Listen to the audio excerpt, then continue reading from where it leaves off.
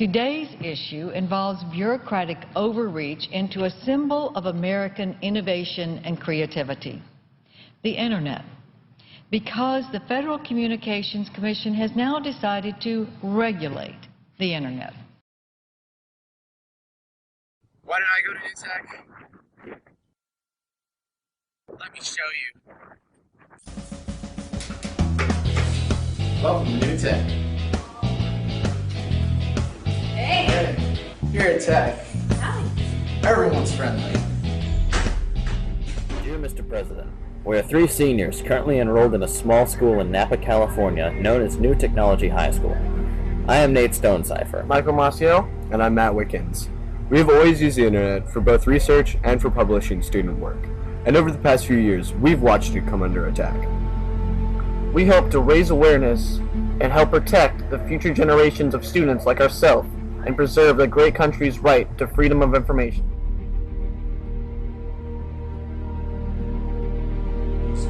A lot of education is shifting towards a model in which the expertise is not necessarily available on site, and you go outside of the school to get the expertise that you need for a proper education for a student in the 21st century, which involves the ability to connect to many, many different sources and to really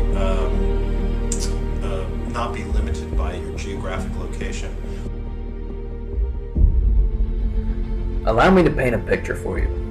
The year is 2032, 20 years from now.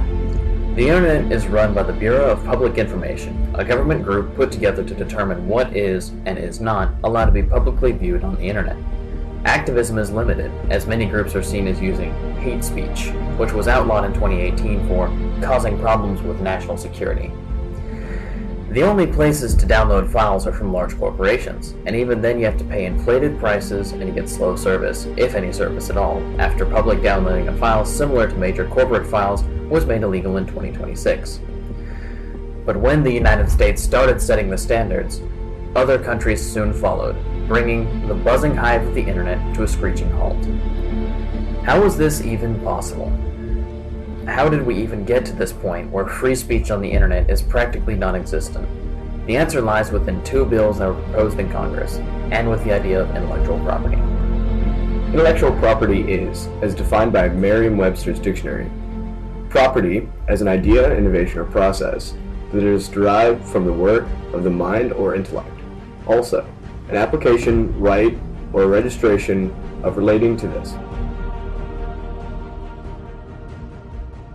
Net neutrality is, so first I should say that the president knows well what net neutrality is. He's actually come out in support of it in the past. But it's the concept that no one should be able to discriminate against what we do, say, or read online, and that the internet should remain an open and free platform for expression without private companies or the corporations or the government slowing down our access to information or blocking our access to information.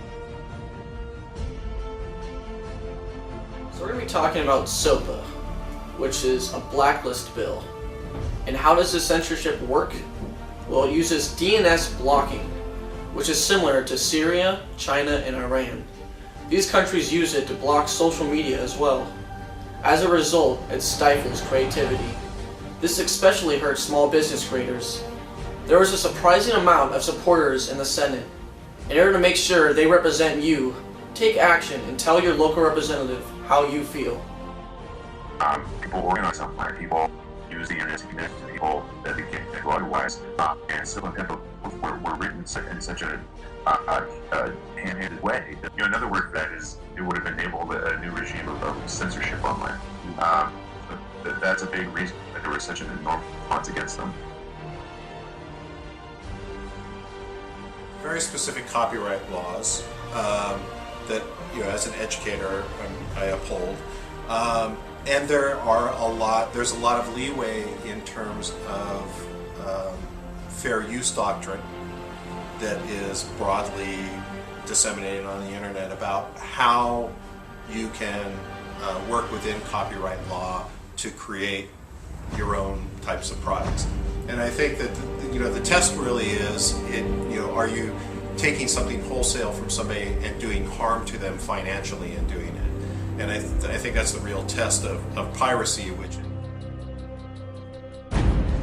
If you, as the President, can stop these bills as they try to pass through your office, as well as keep the Supreme Court on the side of the people by appointing the right justices, should you get that opportunity, then the future we described at the start will never come to pass. Where we go is in your hands, Mr. President, and in the hands of Congress.